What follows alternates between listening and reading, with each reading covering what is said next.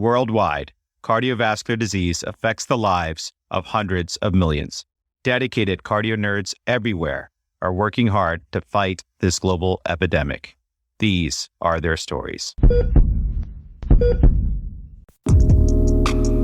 Hello, CardioNerds. Welcome back to another CardioNerds Case Report episode featuring our colleagues from Summa Health. We're going to be discussing a very serious case of a woman who presented with VF arrest in the postpartum period. You are in for a lot of learning, so stay with us. Friends, this wonderful episode is made possible with support from Panacea Financial.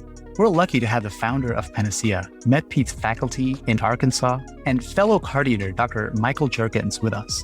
Michael, would you tell us what Panacea is and the vision behind its creation? Well, thanks for having me. I've been a proud cardio nerd for a long time myself and use these episodes to teach on rounds pretty frequently. But Panacea Financial is a digital bank that's built for doctors and doctors in training by doctors. So fellow physician co-founder Ned Palmer and I, we felt like we didn't have many fair options for banking because traditional banks viewed us as bad customers with our high debt and limited savings or income. And banks were never open when we had time off. Going back to even intern year, we had these conversations and eventually we created a digital bank that gives all customers concierge level service available 24/7, free checking nationwide, and loan options that are built just for doctors and trainees, like our PRN personal loan that requires no cosigner to get up to $75,000 in as little as 24 hours at a rate that's less than half of a credit card. And no one should borrow more than they need, but training in life can be pretty expensive and doctors really honestly deserve a better option at financing. Well, that's just awesome, Michael. It seems to be a great resource that addresses many of the issues that a lot of us go through. But one of the reasons we're so proud to have your support is our shared mission with your foundation when it comes to promoting professional diversity and inclusion. Would you tell us a little bit more about the work you're doing? Yeah, so our profits from Panacea Financial actually fund our foundation that aims to strengthen the pipeline of underrepresented minority physicians. And this year alone, we're awarding $50,000 in grants and scholarships to medical students, residents, and fellows. Because at Panacea, we aim to make medicine better by decreasing financial stress, but also by diversifying our workforce. Congratulations to you and your team for the incredible work y'all are doing. Awesome. Thank you so much. And CardioNerds, to find out more, go to panaceafinancial.com to learn how you can join the growing number of physicians that expect more from their bank. Panacea Financial is a division of Primis, member FDIC, and you can find more using the links in the episode description. Finally, this podcast is not meant to be used for medical advice. The views expressed here do not necessarily reflect the opinions or policies of our employers. CardioNerds is an independent, fellow-founded platform with the mission to democratize cardiovascular education. To continue creating free and unbiased quality content, we are proud to collaborate with all stakeholders, including trainees, experts, fellowship programs, professional societies, industry, and patient advocacy groups. Relevant disclosures can be found in the episode show notes, and the curriculum and content is planned, produced, and reviewed solely by CardioNerds without external bias. And with that, it's time to get nerdy. Hey, CardioNerds, we are so excited to be back with our colleagues at Summa Health. We're going to have our presenting fellows introduce themselves. We have with us Dr. Sugat Wagli, Dr. Deep Shah, and so excited to bring back Dr. Poo Nandar, who is our ambassador from the program and has made so many fantastic contributions to the platform. Poo, why don't you go ahead and remind everyone who you are? Hi, everyone. I'm Poo Nanda. I'm currently finishing my second year cardiology fellowship at Summa. I was born and raised in Myanmar and did my med school. I did my residency in Central Michigan University, and I'm interested in advanced heart failure and transplant cardiology, which I'm going to be applying for, and I'm so excited for today.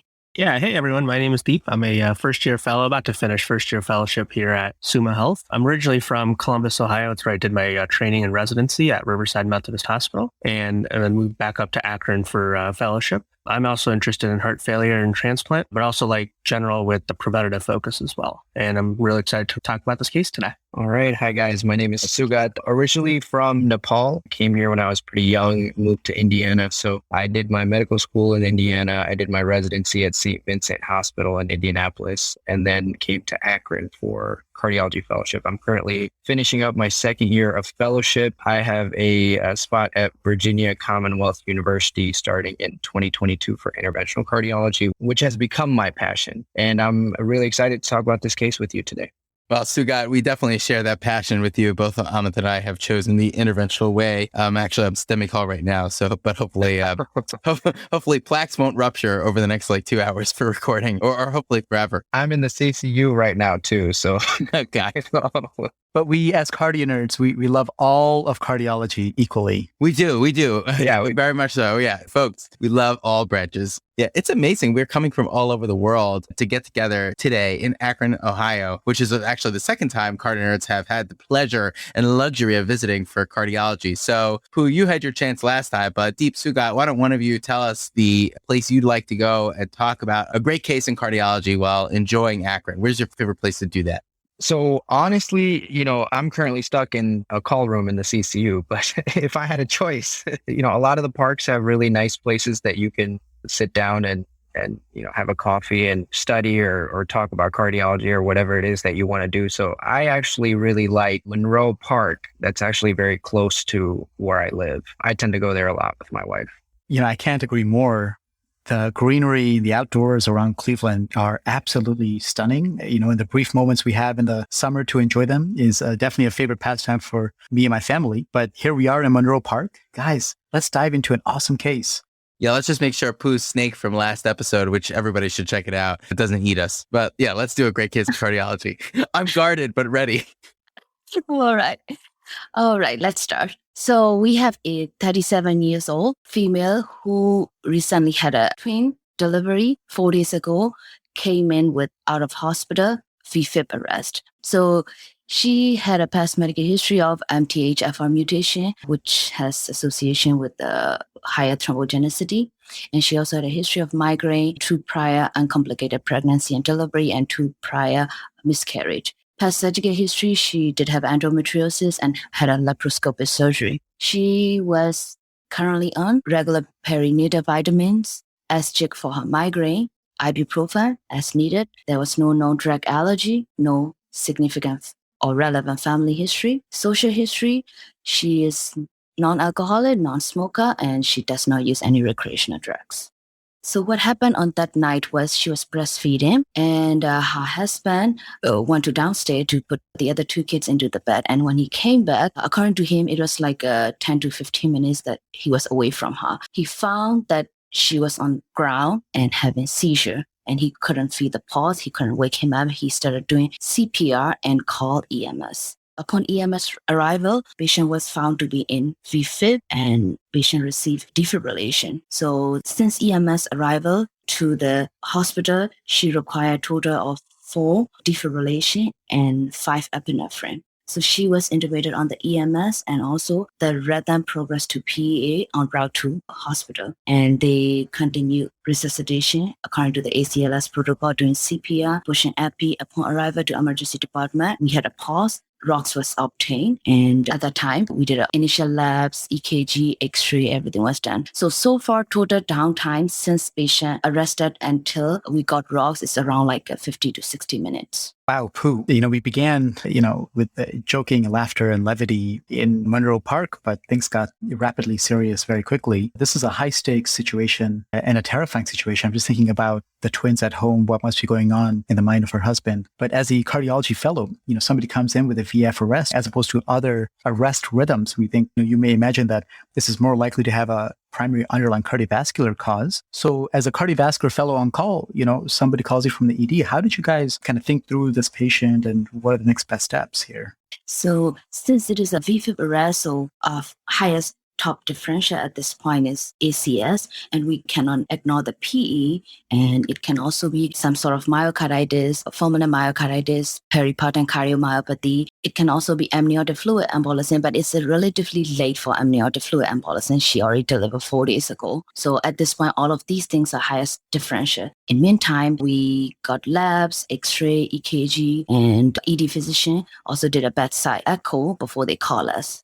Ooh, that's a great differential and a great approach. And I would just add to that channelopathies. Maybe she has an underlying channelopathy, like prolonged QT syndrome or something like that, that may leave her susceptible to developing VF. I agree that the differential here is quite broad, right? I mean, I think the context is so important to consider here. She is so acutely postpartum, 4 days postpartum. And we, doing the Cardio B series, I think there's some tenets that come to mind is that one, pregnancy itself is such a stress situation, right? And so it's not uncommon for people to have all sorts of subclinical cardiovascular processes that come to light during pregnancy, congenital and acquired. She's had prior uncomplicated pregnancy, so probably not some congenital issue, but certainly could have had some acquired issue that now is coming to fruition during pregnancy and the postpartum period. Pregnancy have increased cardiac output and whatnot, so hemodynamic stressors go up. It's also a pro-arrhythmic state, procoagulant state. And one thing that I've realized in the Cardio-OB series is that for all of these higher risk situations, for the cardio-OB overlap, the postpartum period tends to be the highest risk, whether it's pulmonary hypertension, aortopathies, cardiomyopathies. It's the postpartum period with the hemodynamic changes and the other stressors going on, lack of sleep, etc., that really make this a high-risk situation. So I agree. I think the differential is broad. I think, common things being common, VF. I like where your mind's at and thinking about ACS, but you need to certainly get more imaging and more data. So, you're on the ED and you're getting all the routine stuff and some cardiovascular imaging. What did you guys find? Lab-wise, initial BNP is pretty much unremarkable. Sodium 135, potassium 3.3, bicarb 12, BUN 11, creatinine 0.8. Blood sugar level was 377. Liver function dose is mildly elevated, AST, ALD 236, 234. Alkaline force is 103, total bilirubin 0.2, calcium 8, magnesium 4, albumin 2.8, hemoglobin 12, platelet count 134. White cell count is 7.5. So fourth generation TROP-I was 2.9. Anti-proBNP was 1800. Lactate was 10.7. INR was 1.2. D-dimer 35.2. So we got a set of ABG because she was already intubated and had a respiratory failure. Initial pH was 6.8. PCO2 58. PO2 89. And PCO2 8.9. When you look at these patients, they come in, looking at these values, you're thinking there's a high mortality risk, especially with that pH, the lactate, and the rising liver enzyme function test. And you think about the fact that she was reportedly down for about 50 to 60 minutes. So essentially, a lot of those organs aren't getting the adequate perfusion they need. And that's why you see that lactate elevation, as well as the pH being 6.8, as well as the shock liver state as the liver enzymes kind of trend out. Luckily, her kidney function was still preserved at, I think, 0.8 with a solid GFR of greater than 90. Obviously that the kidney function took a little bit of a hit as we kind of trended her labs during her hospital course. I think kind of overall, this kind of paints a shock state from the VFib arrest and being down for about 50 to 60 minutes with some of these impressive lab values. I definitely agree with that. And that, as you said, this really highlights the downtime. And obviously, the longer the downtime, the higher morbidity and mortality of this patient population. So I'm really nervous for this patient, really nervous about her long-term outcome, and I'm nervous for her family. The troponin here, you think, is a troponin secondary to, essentially being hypotensive and having a demand mismatch. But a TROP-I of 2.9 is pretty impressive. And it does raise an alarm that maybe this is not secondary, but rather a primary issue. But I'm really excited to see what the post-arrest EKG shows. So Pooh, what do the chest X-ray and EKG show for us here? X-ray show there's a significant congestion, cardiomegaly, multifocal infiltrate. So the radiologist read was possible congestive heart failure versus pneumonia. And post-arrest EKG was very impressive. It shows sinus tachycardia with ST elevation in V2 to V6, 1 and AVL, anterolateral STEMI with Q wave in anterior leads. So right now this is a case with VFib arrest and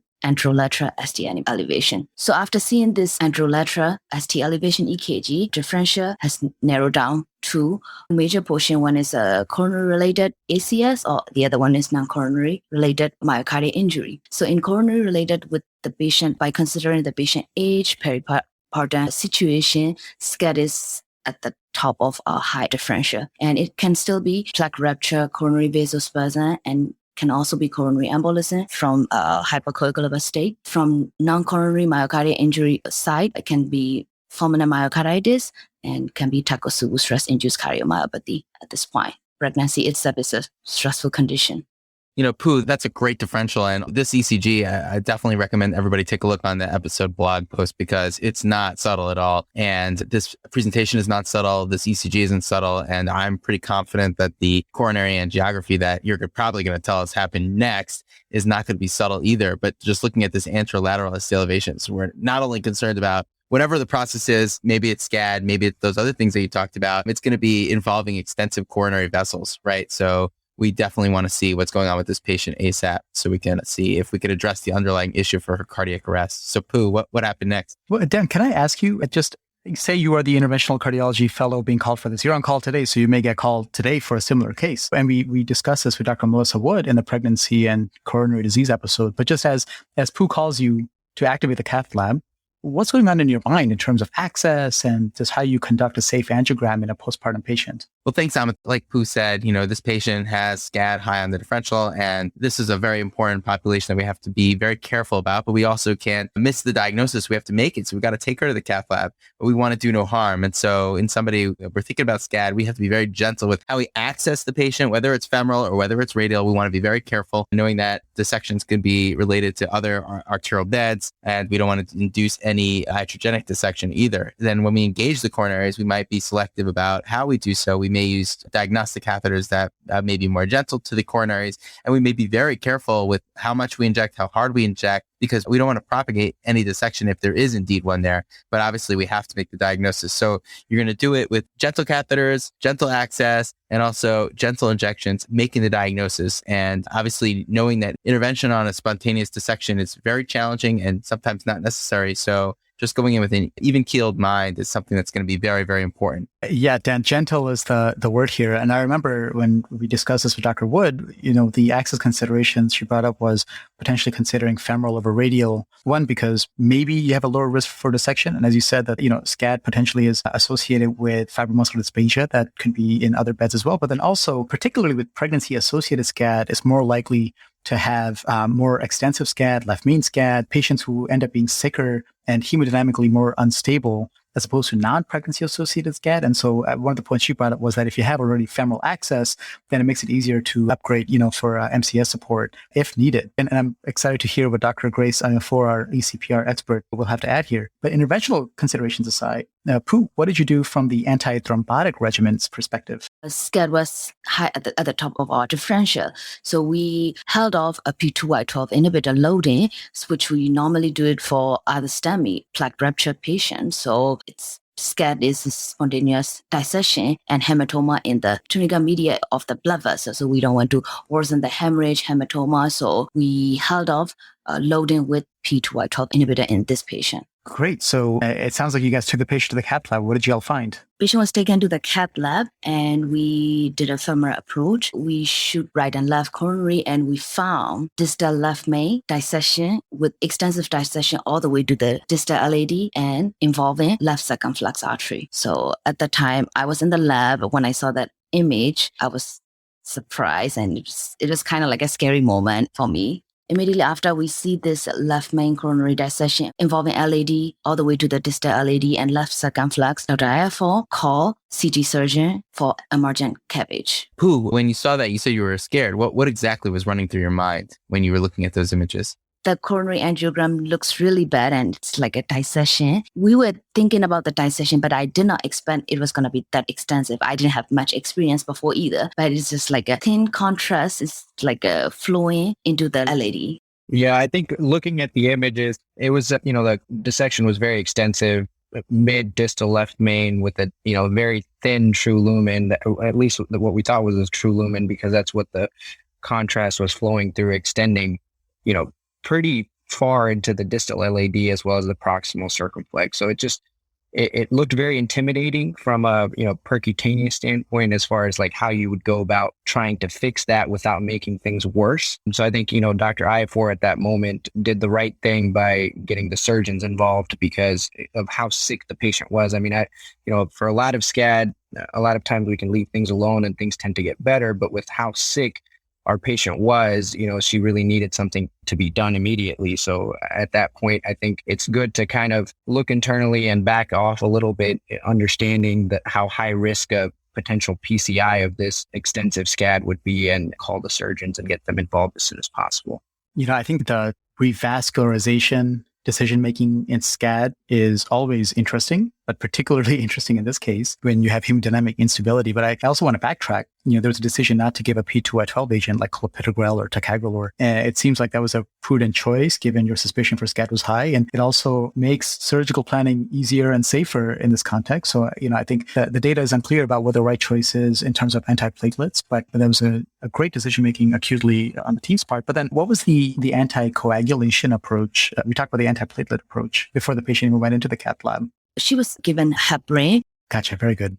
When you find SCAD, right, just stepping back, there are three options. One is watchful waiting, right, because a majority will heal if given time. Two is percutaneous coronary intervention. And three is a surgical bypass. Right? These are the options for everyone, really, right? But can you walk us through why surgery as opposed to PCI as opposed to watchful waiting here? Given that much extensive SCAD involving left main and patient instability, I don't think in our patient center, the conservative approach is appropriate for our patient. So it's already out from our management approach. So PCI versus bypass. So if we look at the image, it's the dissection start from the distal left main all the way into the distal artery. So if you're going to put a stent in, you have to cover like a proxima and distal portion of the hematoma to prevent the propagation of the dissection. So in our patient case, I don't know where exactly that dissection ends. So how are we going to put the wire down? There's also a risk that when you put a wire down in, what if the wire goes into the false lumen and worsen the dissection? So that kind of patient situation, patient instability, extensiveness of our case, urgent bypass was the best approach.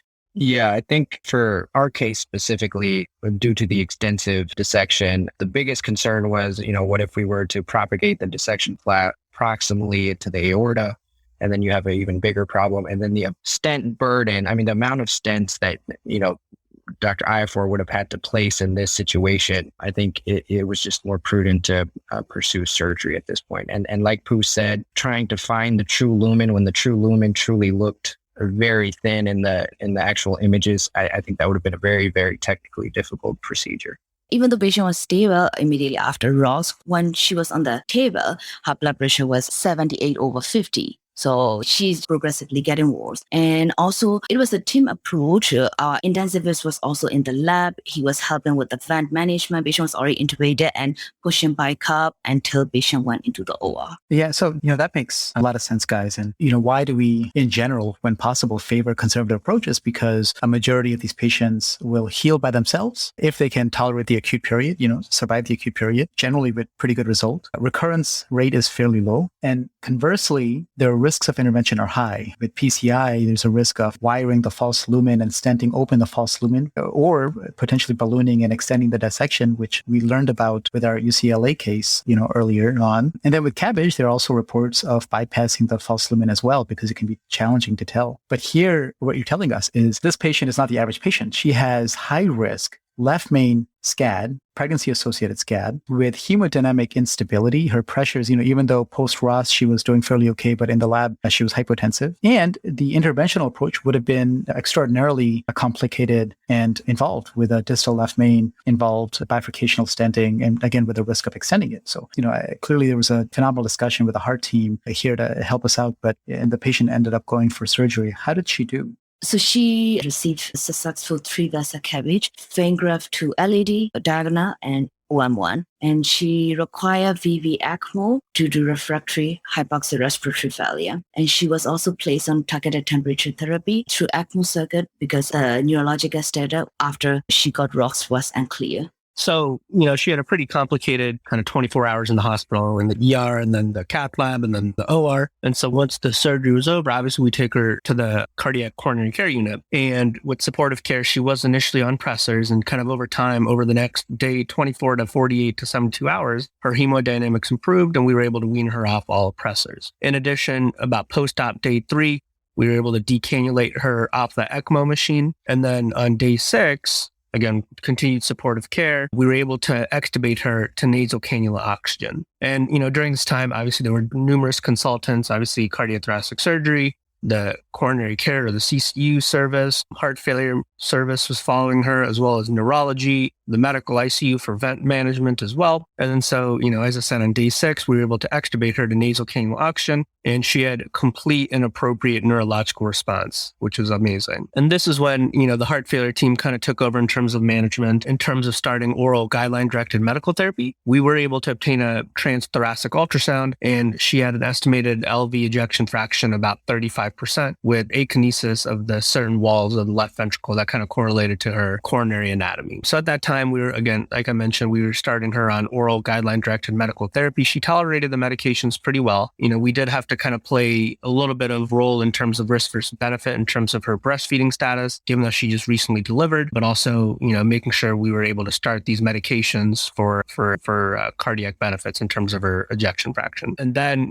we also had a pretty extensive discussion with her about a kind of an external defibrillator, given her presentation. And so kind of, discussing with her the risks and benefits, she did decide to go home with the life vest or the wearable external defibrillator. And then, of course, have close cardiology follow-up in our clinic. Initially, we saw her pretty frequently and then kind of spaced them out as we were able to titrate some of her medications, continue to repeat her heart ultrasound or echo in about 3 months or so, and then kind of just see how she does in terms of long-term management.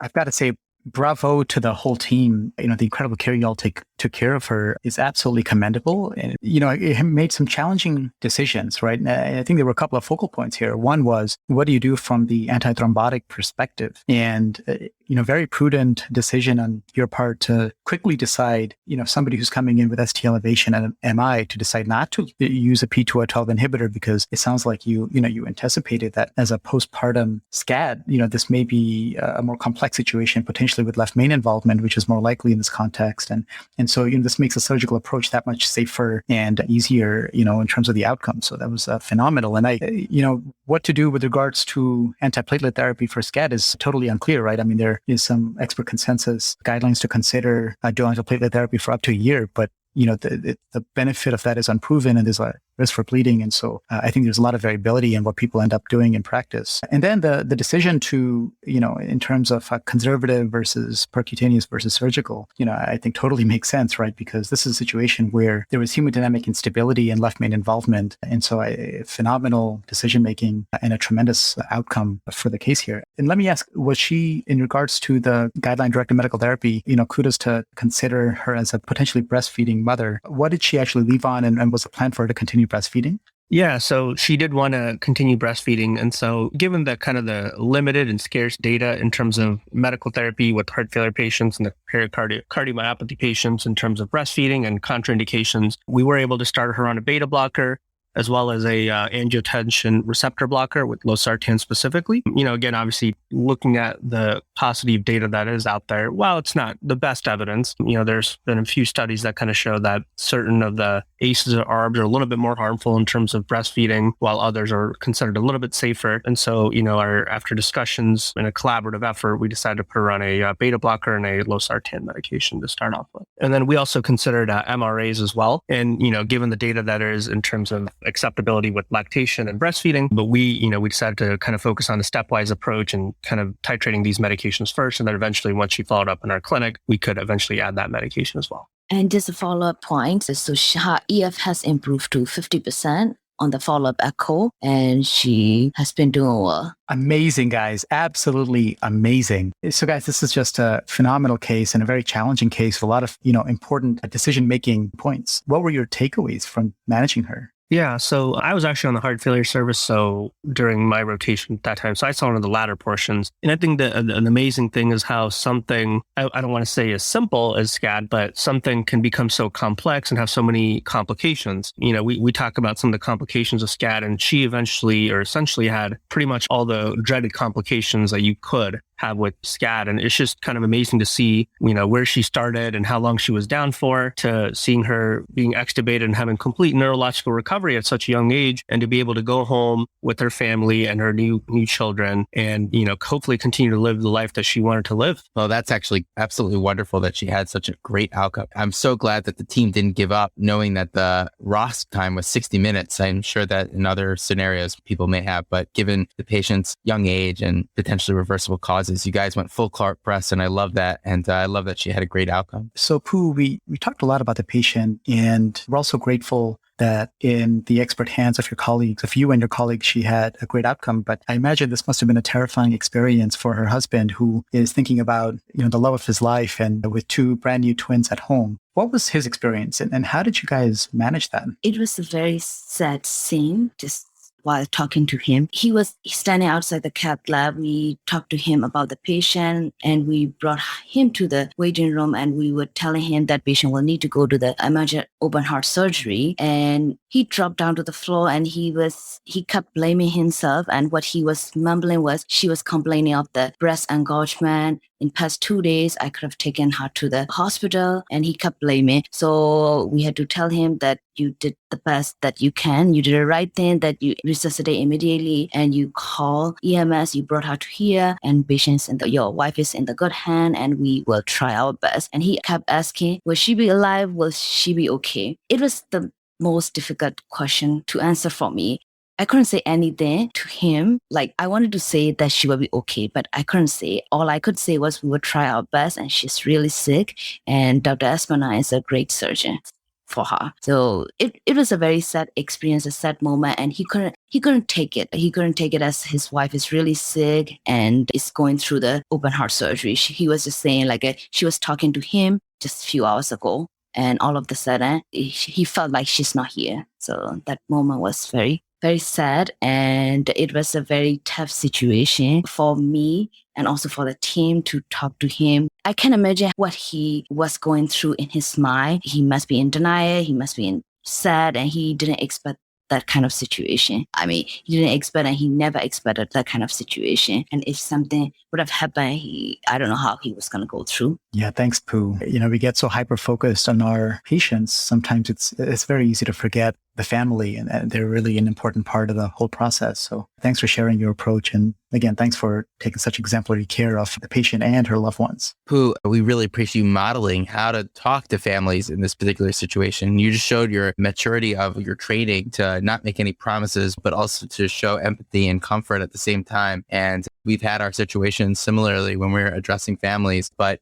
thank you so much for sharing what was going through your mind at the time and what you actually thought and what you actually said and how you approached this very, very challenging situation in the moment. So Pooh, Deep, Sugat, this has been an amazing conversation. Our hearts were pounding, and we didn't need any snakes to bite us or whatnot, but we were freaking out in Monroe Park. But I think it's time to now relax and crack open a beer, because we could be quite celebratory. Thank you so much for joining us today on this beautiful day in Akron, Ohio, and sharing this very, very riveting but very important case. Thank you so much, Dan and Ahmed. It was a great discussion, and thank you for the opportunity to join you guys. Yeah, it was a great learning experience, and we got to make a couple new friends along the way. So it was great. Thank you so much.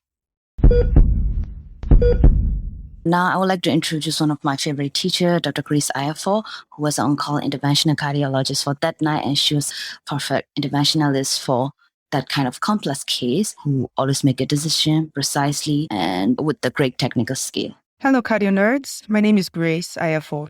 I'm an interventional cardiologist at Summa. It's an honor to be joining you all today, discussing this very interesting case of spontaneous coronary artery dissection. And by the way, you guys do great work. Your podcast is just amazing. It's very educational, very interesting. You keep it light, you keep it informative.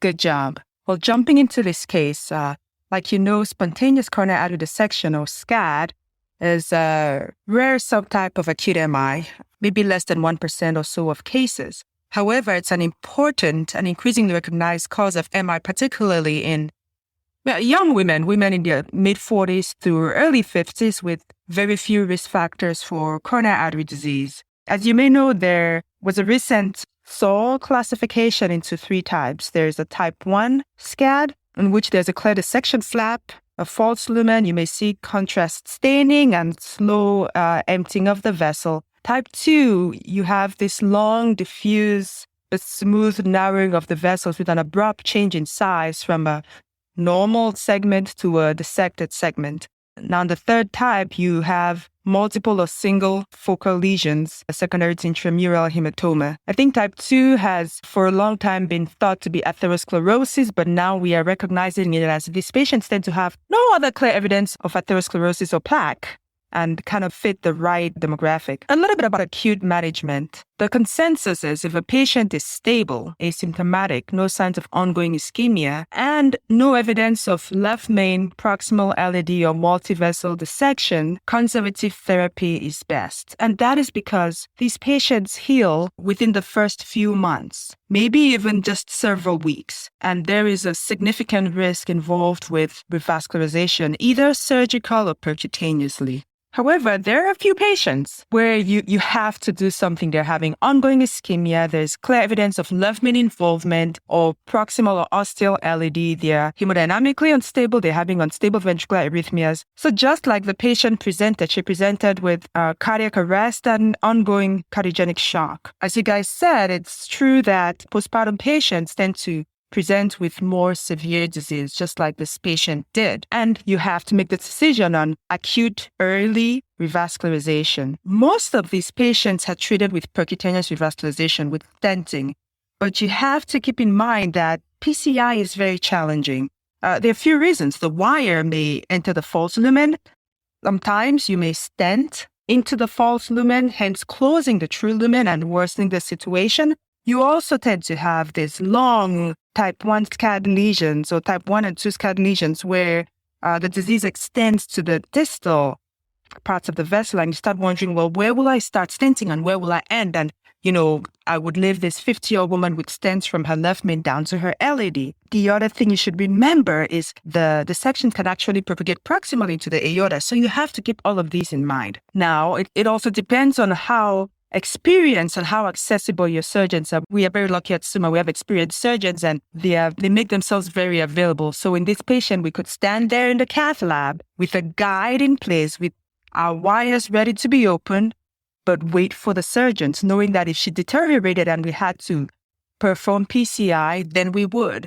However, we wanted a better treatment for her in this particular situation, which we believed was bypass surgery. And the other thing about PCI you should remember is the potential late complications. So you stent this vessel, and then over time, that intramural hematoma resolves, and the vessel gets bigger. Now you have an acquired malapposition, and you start wondering, well, then, if we stop the adapt, the risk of very late stent thrombosis is there. That's all important to keep in mind. In terms of what we would do with post-procedural antiplatelets and anticoagulation, first of all, before these patients undergo coronary angiography, usually they've received an antiplatelet and they're on fractionated heparin or other anticoagulant, and that's because they're presenting with acute coronary syndrome for the most part. However, the consensus is once you diagnose SCAD, you probably do not need to stay on anticoagulation, particularly if you are treating this conservatively. Now, if you do proceed with PCI, you would treat them with dual antiplatelet therapy as you would any other patient who has undergone PCI. There's no clear data on whether you should use 6 months of DAPT or 12 months of DAPT, but I think most people are proceeding with 12 months of dual antiplatelet therapy if they go ahead with stenting. In terms of conservative management, where they do not undergo stenting, then most people would use at least one antiplatelet agent, and some people would use two. There's the risk of propagating the bleeding, the intramural hematoma, but there's also the risk of it all clotting off and leading to sustained narrowing of the true lumen. And so you have to balance that. But at this point, the consensus is they'll be on dual antiplatelet therapy. Now, there is data suggesting beta blockers decrease the risk of recurrence of SCAD. And so there's clear indication to use that. In terms of statins, these patients usually don't have coronary atherosclerosis, and so there's still no clear consensus. In general, if they have other reasons to be on a statin, they should be on it. If they don't, then you probably do not need to put them on a statin. Remember, these are, young middle-aged women of potential childbearing years, and so you weigh the risk-benefits of using a statin in these patients. Now, if they have LV dysfunction, you use the usual pharmacotherapy for patients that would lead to improvement in LV function or decreasing the chance of heart failure admissions. Now, finally, what do you do in the outpatient setting? So after these patients have survived their initial event, you expect them to heal in a few months. Now, we do not do routine repeat angiography in these patients. There's no clear indication to. If they do have recurrent chest pains and you're concerned about recurrent SCAD, then yes, they would undergo coronary angiography. In terms of other imaging, there are studies suggesting that 50 to 70% of patients with SCAD also have fibromuscular dysplasia. This commonly affects the